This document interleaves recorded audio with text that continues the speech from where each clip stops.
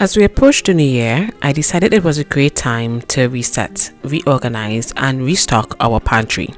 I've found that oftentimes in our day-to-day home life, we find something that isn't working for us, we implement a workaround, and that workaround becomes the solution, which is fine as a temporary solution. But oftentimes, we forget to go back and implement a proper solution that actually improves the efficiency and quality of our lives. The pantry I have found to be one of those areas in our homes that can quickly switch to not working optimally, especially as you get new food preferences, try new foods, or change your diet. I generally like to keep on top of these changes, but at the end of the year, I think this is a good time to reassess all the changes, what has been working, and what can be improved. Our pantry is relatively small, so every inch is definitely considered prime real estate, and I want to make sure that I'm making the most out of the space while making it aesthetically pleasing. I won't be emptying out the whole pantry because this layout has been working for me, but it's on the brink of disorganization. As you can see, the bottom section just has a random pile of things and the pantry is reaching its max capacity. So I've started putting things where they can fit rather than in its proper category section. Also, I have recognized that some things are too small for the container and others are too big. And probably the biggest problem of all is the overflow bins, which has become a catchment area when I'm too lazy to find a space to put a new product. So we are going to tackle these pain points in this pantry reset. I will give you tips and tricks on how to keep your pantry organized and beautiful, especially if you have a small pantry like me.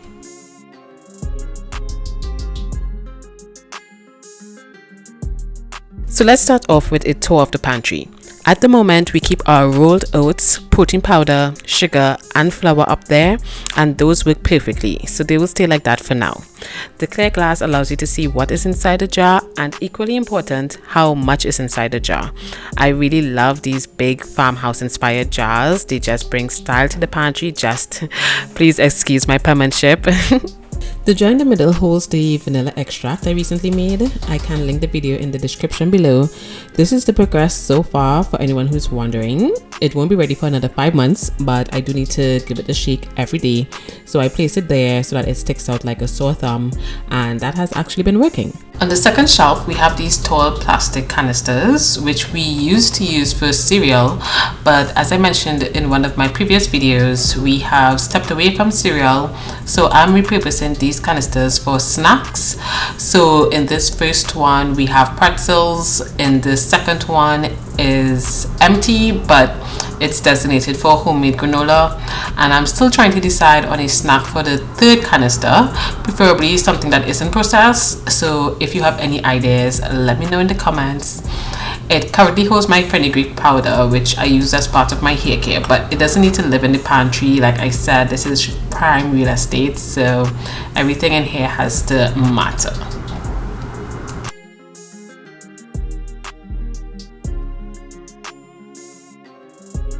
In the front canisters, we have this bamboo lid glass jar set of 6, which is so beautiful. They have cornstarch, baking soda, which I need to rewrite the label, baking powder, powdered peanut butter, which is empty, but thankfully so, since its expiry date was this month.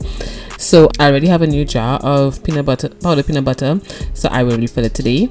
Behind this is the powdered sugar, aka icing sugar, and behind that are raisins. In making the pantry efficient, I strive to have every item within 1 or 2 touches. So these containers in the back here, I can get to on the second touch. I have strategically placed these jars in front of the snacks to act as a deterrent to snacking. And considering that there's still pretzels in there, I think it's working. I remember taking this course in university where we were designing websites, and the aim was to see how fast a customer could get to the product that they wanted with the least amount of clicks. So I have applied that same principle here. So I have left clearance above these jars so that I can, for example, get to the raisins without moving any of the other jars. It is still one of the most difficult items to get to in the pantry, but I rarely use raisins, so that's a trade-off that I'm willing to accept.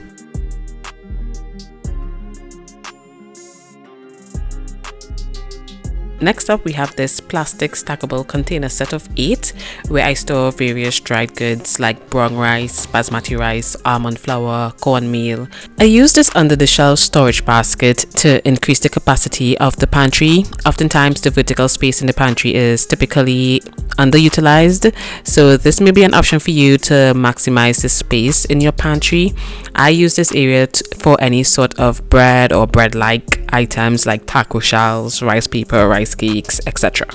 This shelf I keep canned and bottled goods. There's soy sauce and oyster sauce. They aren't open yet, but I'll put them in the refrigerator so I can reclaim this space for other things. This section is getting pretty clustered, so I do need to move some stuff out and put it in our storage room or the refrigerator.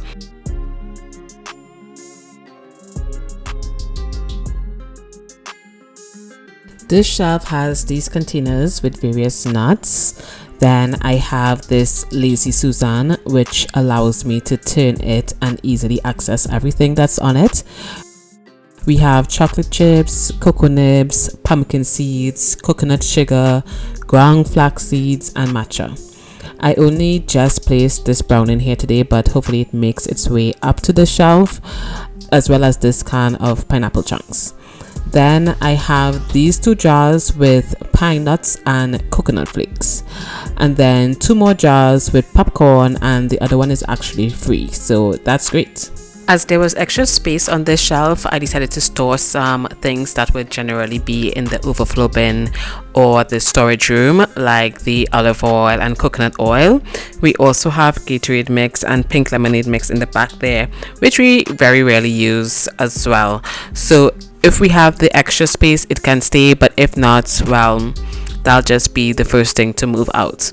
Then we have the peanut butter, which I would like to move up to this shelf as well if possible.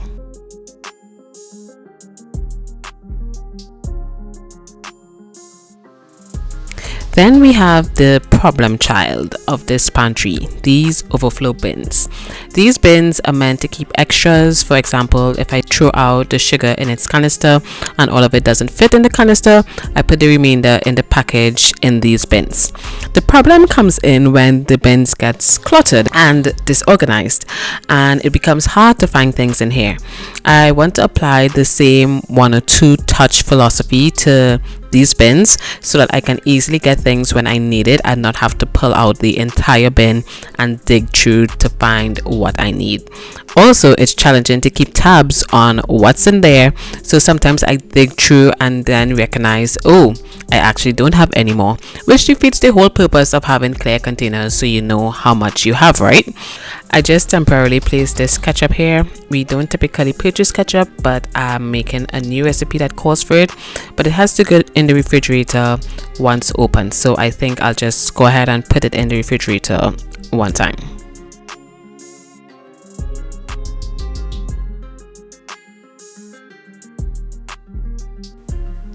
At the bottom here on the ground floor, we have water.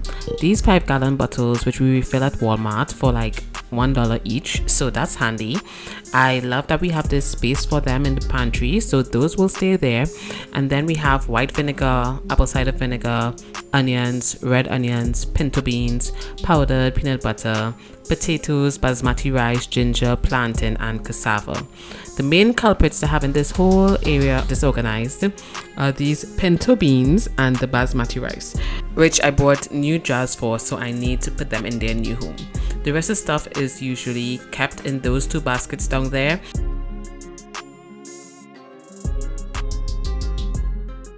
And that's it for the main part of the pantry.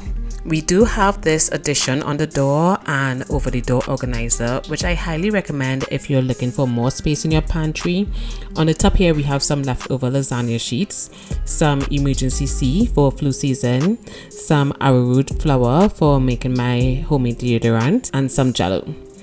Then we have some gallon-sized plastic zipper bags, which we very rarely use since we have reusable ones that we use all the time. And if we do use these plastic ones, we use them as well. We really try to avoid single-use items, so we try to double up where possible. Then we have foil and cling wrap, which again we very rarely use. these have been here for like the whole year basically.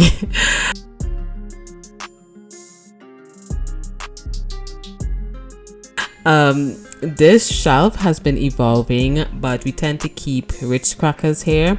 Maybe this could be the snack I put in the third cereal canister. And then we have these new guys on the block. If you've been watching my videos, you know I keep my spices in a drawer over here that's very organized, but this drawer has reached its capacity. I need a solution for more spices, and I think it's time for me to get some of those small jars for some of these spices, like the dried herbs and maybe some of the spices that are like more powder like as opposed to granules. They tend to not do so well in these little spice bottles. Also, since curry is used by like a spoonful, those bottles are too small, but this one is too big, so we need one that's like Goldilocks style, just right.